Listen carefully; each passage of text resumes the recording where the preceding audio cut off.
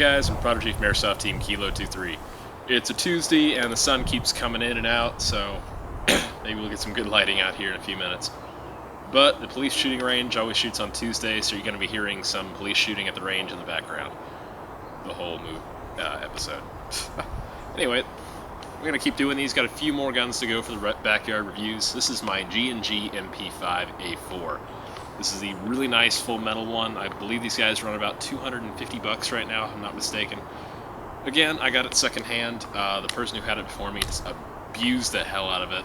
Put a classic Army high-speed motor in it, and they ran like this 30C 11.1 LiPo on it, and I'm glad I got it when I did, because he was going to blow up the gun pretty quick. I'm amazed the internals weren't as damaged as they were. This thing was virtually new before he got a hold of it, but I took it, I shimmed it perfectly. There's almost no gear noise in this thing, which I really love. I run it on a 7.4 volt, was it a 4100 mAh 25C LiPo, some really big brick thing I picked up at Hobbytown USA for like 40 bucks. Really nice battery. This thing gets about, I want to say 16 or 17 rounds a second with that battery. I put a stock G&G motor in it. Those aren't super fast, but the classic Army high speed that was in here was getting like 32, 33 rounds a second with an 11.1 at least, and it was just, I didn't want to put this gun through that. Plus, it doesn't have a MOSFET or anything in it. The internals are 99% stock, and it's just not something I want to do to it. But let's talk about the externals, and I'll get to what I've done with the internals. The externals on this guy are fantastic. G&G does a perfect job replicating the HK MP5A4. It's got some wear on it, so it makes it look really realistic, and I really like that. It's the metal is basically just painted black, I guess, with some really nice paint. It's kind of worn off on the sides here, and it's kind of like just a chrome finish underneath, I guess.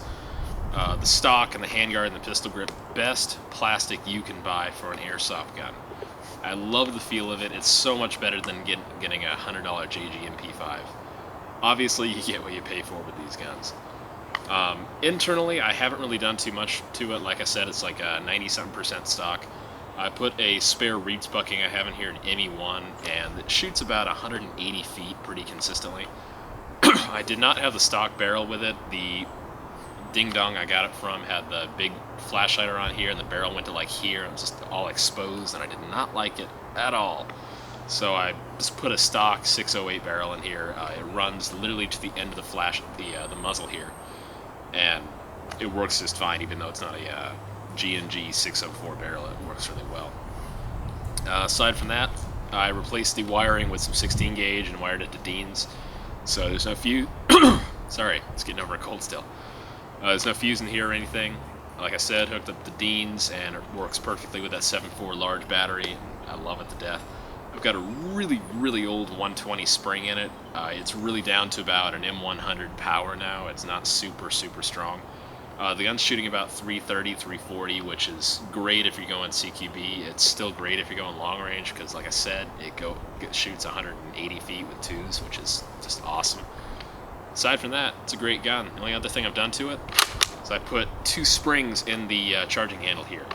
So when you do the HK slap, which I don't do a lot, even though this gun is really well built, it's just very satisfying, and it just feels awesome. Alright, we're going to be moving on to the review project. I only got one more gun to do after this, stay tuned. Thanks for watching, guys. I'm Prodigy from Airsoft Team Kilo23. One more gun to go. Stay tuned.